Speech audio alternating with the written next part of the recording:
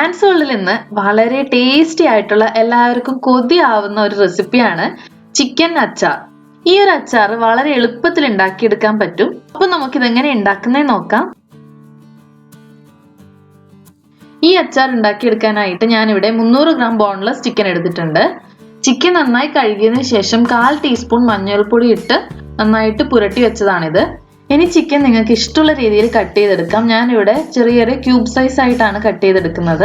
ഞാനിവിടെ 1.25 കിലോ വരുന്ന കോഴി വാങ്ങിച്ചിട്ട് അതിൽ നിന്ന് അതിന്റെ ബ്രസ്റ്റ് പീസ് മാത്രം എടുത്തിട്ടാണ് 300 ഗ്രാം ചിക്കൻ കിട്ടിയത്. നിങ്ങളിപ്പോ ഒരു കോഴി കട്ട് ചെയ്തിട്ടാണ് വാങ്ങിക്കുന്നതെങ്കിൽ അതിൽ നിന്ന് നല്ല ബോൺലെസ് പീസ് മാത്രം എടുക്കാനായിട്ട് ശ്രദ്ധിക്കാം. ചിക്കൻ എല്ലാം ഇതുപോലെ കട്ട് ചെയ്തിട്ട് ഒരു ബൗളിലേക്ക് ഇട്ടിട്ടുണ്ട്. അതിലേക്ക് 1 ടേബിൾ സ്പൂൺ മുളക് പൊടി, 1/4 ടീസ്പൂൺ മഞ്ഞൾപ്പൊടി, 3/4 ടീസ്പൂൺ ഉപ്പ്, 1/2 table spoon vinegar, 1 teaspoon oil. ഞാനിവിടെ സൺഫ്ലവർ ഓയിലാണ് എടുത്തിട്ടുള്ളത്. ഇനി ഇതെല്ലാം ചേർത്ത് നന്നായിട്ട് മിക്സ് ചെയ്യാം. ആവശ്യമുണ്ടെങ്കിൽ കുറച്ച് വെള്ളം ചേർത്ത് കൊടുക്കാം. ഇനി ഇത് 1 മണിക്കൂറെങ്കിലും മിനിമം മാരിനേറ്റ് ചെയ്ത് വെക്കണം. ഇവിടെ ഞാനിപ്പോൾ ഒരു ദിവസത്തേക്കാണ് വെക്കുന്നത്. ഇപ്പോൾ ഒരു രാത്രിയാണ് ഞാനിത് അടച്ചു വെക്കുന്നത്. നാളെ ഉച്ചക്കായിരിക്കും ഞാൻ ഉണ്ടാക്കാൻ പോകുന്നത്. ഫ്രീസറിൽ വെക്കാൻ പാടില്ല, ഫ്രിഡ്ജിൽ വെച്ചാൽ മതി താഴെ. ഇപ്പോൾ ഒരു ദിവസം കഴിഞ്ഞിട്ടുണ്ട്. നമ്മൾ അച്ചാർ ഉണ്ടാക്കുന്നതിന് 1 മണിക്കൂർ മുന്നേ ഞാനിത് ഫ്രിഡ്ജിൽ നിന്ന് പുറത്തെടുത്ത് വെച്ചിട്ടുണ്ട്. ഇതൊന്ന് ഇളക്കി കൊടുക്കാൻ. താഴെ ചിലപ്പോൾ കുറച്ച് വെള്ളം ഉണ്ടാവും, അതൊക്കെ ഒന്ന് ഇത് പിടിക്കാൻ വേണ്ടിയിട്ട് ഒന്ന് ഇളക്കി കൊടുത്തിട്ടുണ്ട്. ഇനി നമുക്കിത് ഫ്രൈ ചെയ്തെടുക്കാം. അതിനായിട്ട് ഞാനിവിടെ ഒരു കടായി ചൂടാക്കി അതിലേക്ക് 3 ടേബിൾ സ്പൂൺ സൺഫ്ലവർ ഓയിൽ ഇട്ട് നന്നായിട്ട് ചൂടാക്കി എടുക്കുന്നുണ്ട്.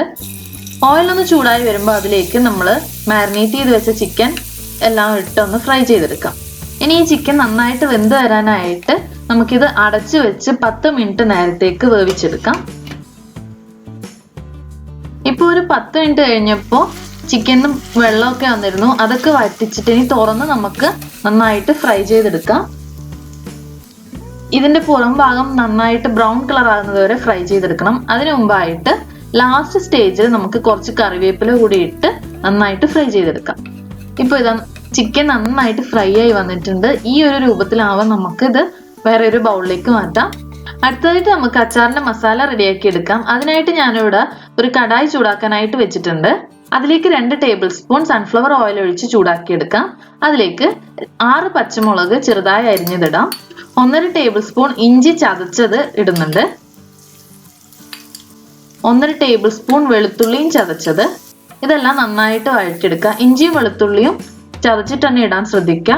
അരിഞ്ഞതിടുന്നതിൽ നല്ലത് ഇതായിരിക്കും. അതിലേക്ക് 1/2 ടീസ്പൂൺ മഞ്ഞൾപ്പൊടി, 2 ടേബിൾ സ്പൂൺ മുളക് പൊടി, ഇതൊക്കെ ചേർത്ത് നന്നായിട്ട് വഴറ്റിയെടുക്കാം. ഇതിപ്പോൾ വഴറ്റിയെടുത്തപ്പോൾ ഓയിൽ വളരെ കുറവായിട്ട് തോന്നി. അതുകൊണ്ട് ആ മസാലയൊക്കെ ഒരു സൈഡിലാക്കിയിട്ട് ഞാനിവിടെ 2 ടേബിൾ സ്പൂൺ കൂടി സൺഫ്ലവർ ഓയിൽ ഒഴിച്ച് നന്നായിട്ട് മിക്സ് ചെയ്തെടുക്കുന്നുണ്ട്. ഇതിലേക്ക് 1/4 ടീസ്പൂൺ കായം പൊടിച്ചത്, പിന്നെ ഉലുവ വറുത്ത് പൊടിച്ചത് 2 നുള്ളു കൂടി ഇട്ട് നന്നായിട്ട് മിക്സ് ചെയ്തെടുക്കുവാണ്. ടോട്ടൽ 4 ടേബിൾ സ്പൂൺ ഓയിൽ ഉപയോഗിച്ചിട്ടാണ് ഞാൻ ഇതെല്ലാം വഴറ്റിയെടുത്തത്. ഈ സമയത്ത് നമുക്ക് സ്റ്റൗ ഓഫ് ചെയ്ത് അതിലേക്ക് 1/4 കപ്പ് വിനെഗർ ഒഴിച്ചു കൊടുക്കാം. അതിലേക്ക് 1 ടീസ്പൂൺ പഞ്ചസാര കൂടി ചേർത്ത് നന്നായിട്ട് ഇളക്കിയെടുക്കാം. ഇനി ഇതിലേക്ക് 1 ടീസ്പൂൺ ഉപ്പ് ചേർത്ത് കൊടുക്കാം. നമ്മൾ നേരത്തെ ചേർത്തിട്ടില്ലായിരുന്നു.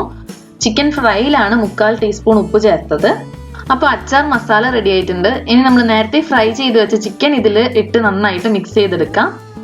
ഈ ഒരു മിക്സിംഗ് കൂടി കഴിഞ്ഞാൽ നമ്മളെ ചിക്കൻ അച്ചാർ ഇവിടെ റെഡിയായി.